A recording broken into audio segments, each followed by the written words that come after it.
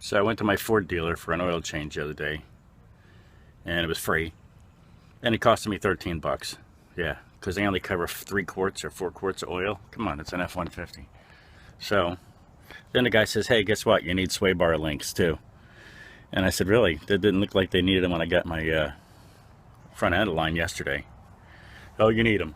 So how much is it? I asked the guy. $378. So I said, no, let me check it out. Well, the part was $15, right? And if you do both sides, 15 bucks, yeah, you do both sides at the same time because it's easier. Might as well, right? So I'm going to give it a shot. It's an 07 F-150. I'm using a 17 millimeter for one of the nuts. The 15 millimeter for the little guy in the middle. I think I'm going to need that sooner or later. I got an 18 millimeter for the end nut. An adjustable wrench for whatever. I don't have any of this metric stuff. I'm a cook, not a mechanic. And a seat post to try to break the bolt loose if it's stuck. Alright, here we go.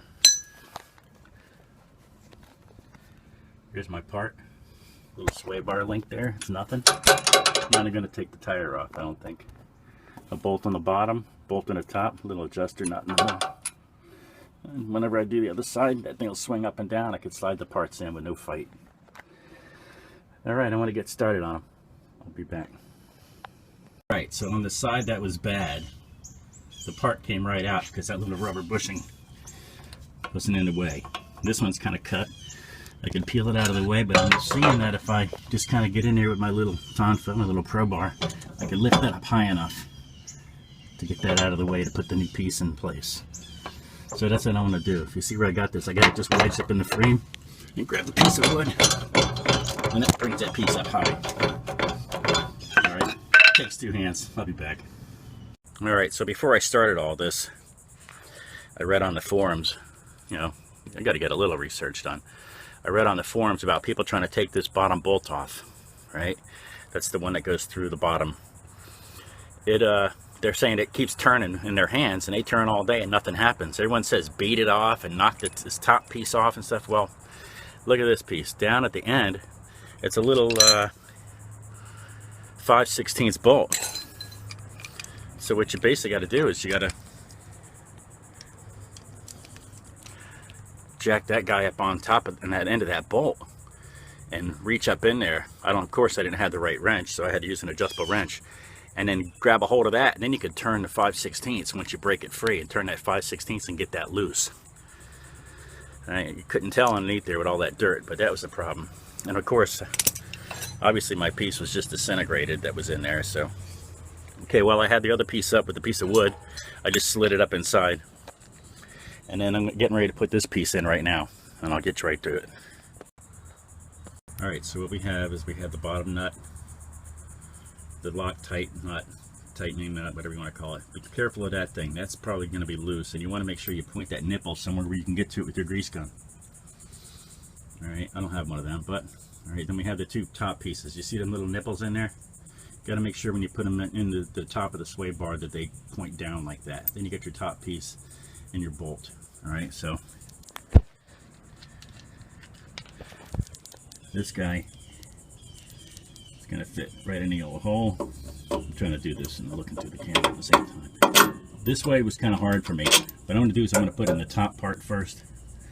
Where'd you go? Yeah, I'm not a cameraman, dude. I'm a cook. Alright, so I'm going to put it through the top bar first, lift the bar up with that piece of wood, and then slide it back down through the nut. I'll get right there. So I'm going to pull this top one off, leave this one in place. Make sure you assemble it right back together, the same way. Alright, so I've got the parts back in. The little nipple thing's facing towards me. I've got my bolts on the top there. I had to press down. Where am I? There you go. I had to press down a little bit. I stuck my piece of wood in that hole right there and kind of wedged it down just to get this down just a little bit to get that nut started. There you go. And then I got the bottom one underneath, start underneath.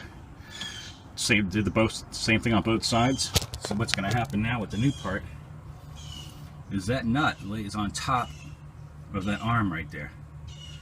Okay, and then the one underneath, that nut is permanent fixed onto the bolt. So that's permanent. So the one underneath, so all I got to do is slide my wrench across the top and then tighten the bolt from the bottom to get that piece in place. And then this top one here, and it looks like they got some kind of a cutter on the nut. It's going to dig in. The top one's a lock nut, but the bottom one's got some kind of little cutters that dig in and lock it into place. People are saying something about foot torque pounds and stuff. I don't know anything about that crap, so I'm probably doing this wrong, but it's serving its purpose. And then I'm just going to crank them down until it's tight enough where I'm getting no play and the little grommets are compressed just a little bit. So far I'm into it for about maybe 15 minutes, the whole thing, maybe 20. And I got it for coffee twice. Alright, so to put this back together, I'm going to put my wrench across the top of the frame. And then I'm going to use my socket underneath, crank that tight.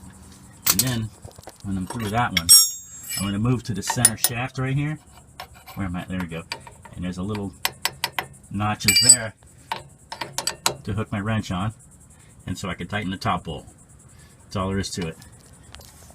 So there it is, guys. Sorry. Still waking up.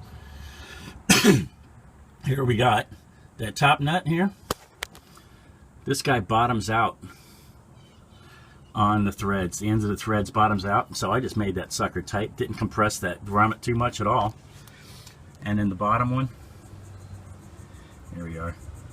I left that grease nipple facing straight out. That one there tightened down real tight. It's got some kind of a threading lock on there. I just gave that a good snug tight. That isn't coming apart. It took me all but about 40 minutes to do both sides. Didn't jack it up. Turned the tire outside one way. When I did the other side, I turned the tire the other way. When you do turn the tires, make sure you don't turn them as far as they'll go, because that puts pressure. And you can't get shit to move around. Or stuff, excuse me. Alright, well, there you go. It's a 2007 F150. Saved myself about $378 the dealer wanted for one side.